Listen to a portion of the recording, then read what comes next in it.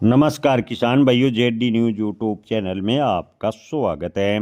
मक्का के भाव में गिरावट पर लगा ब्रेक, क्या मक्का के भाव में अब बनेगी तेजी? जी हाँ किसान भाइयों, पिछले दिनों की गिरावट के बाद मक्का के भाव में थोड़ी स्थिरता देखने को मिली है। जो निचले स्तर पर मक्का के भाव पहुंच गए थे, उसमें अब थोड़ा सुधार देखने को मिला है।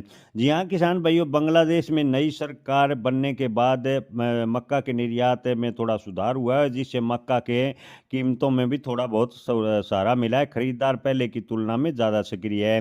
किसान भाइयों के मन में सवाल है कि आगे मक्का का बाजार कैसा रहेगा। तो किसान भाइयों, मक्का के भविष्य से पहले मक्का के भाव की बात करें तो आज गुलाब बाग में मक्का के भाव 50 रुपये बढ़कर 1900 रुपये, दिल्ली में मक्का के भाव 2120 रुपये प्रति क्विंटल, छिंदवाड़ा में मक्का के भाव की बात करें तो 1600 रुपये प्रति quintal, Tirupati starch plant Indore में मक्का बिका है 1700 रुपये प्रति क्विंटल, सांगली में मक्का के भाव शुरुआती दौर में 1850 रुपये प्रति क्विंटल, जबकि इली बॉर्डर पर खरीद की बात करें तो 2000 रुपये प्रति क्विंटल पर खरीद हो रही है, जो निचले स्तर पर से लगभग 100 रुपये की रिकवरी है। किसान भाइयों, आपको बता दें कि बांग्लादेश को रेल रैंक और ट्रकों द्वारा दोनों रास्तों से मक्का की सप्लाई जारी है। खरीफ सीजन में सीमित बुआई के कारण भी चर्चा बनी हुई है। एल नीनो की आशंका से मक्का का उत्पादन पर असर की चिंता लगातार है। अंतर्राष्ट्रीय स्तर पर बात करें तो अंतर्राष्ट्रीय स्तर पर अगर मक्का को सपोर्ट मिलता है तो मक्का के भाव में एक बार रिकवरी देखने को मिलेगी। मक्का की बुआई की बात करें तो पिछले साल से कुछ कम बताई जा रही है।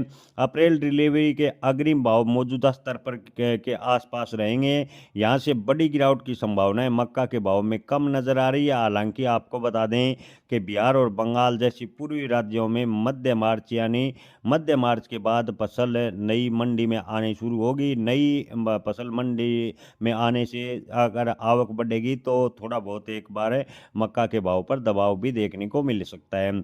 दूसरी ओर अमेरिका से distilled dried grains with soluble sell यानी डीडीजीएस के जो आयात है, उसको लेकर भी किसान भाइयों के मन में चिंता बनी हुई है। डीडीजीएस के जो आयात की व्यवस्था है, वो सरकार ने करीब 5 लाख टन आयात की रखी है।